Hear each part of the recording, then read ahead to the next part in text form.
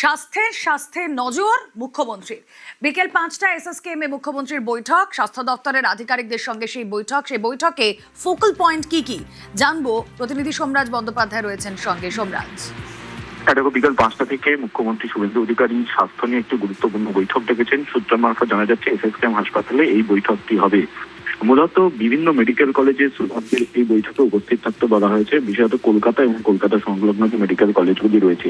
যেটা সূত্র মারফত জানা যাচ্ছে যে হাসপাতালগুলির পরিকাঠামো ব্যবস্থা নিয়ে পর্যালোচনা করবেন মুখ্যমন্ত্রী শুভেন্দু অধিকারী। তুমি দেখেছিলে যে গত পরশুদিন সচিবদের নিয়ে যে বৈঠকটি করেছিলেন মুখ্যমন্ত্রী, সেই বৈঠকে তিনি যে অন্যতম নজর স্বাস্থ্য দপ্তরে দেবেন তা স্পষ্ট করে দিয়েছিলেন এবং তিনি এটাও নির্দেশ দিয়েছিলেন যে বিভিন্ন হাসপাতালগুলিতে সারপ্রাইজ ভিজিট করতে হবে, আধিকারিকদের সারপ্রাইজ ভিজিট করতে হবে। এই নির্দেশ মুখ্যমন্ত্রী শুভেন্দু অধিকারী দিয়েছিলেন।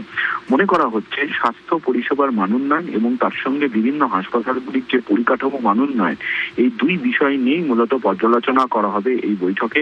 বিকেল 5টা থেকে এসএসকেএম হাসপাতালে এই বৈঠক হবে। মুখ্যমন্ত্রী শুভেন্দু অধিকারী বৈঠকটি করবেন, তেমনটাই সূত্র মারফত জানা যাচ্ছে। ওকে।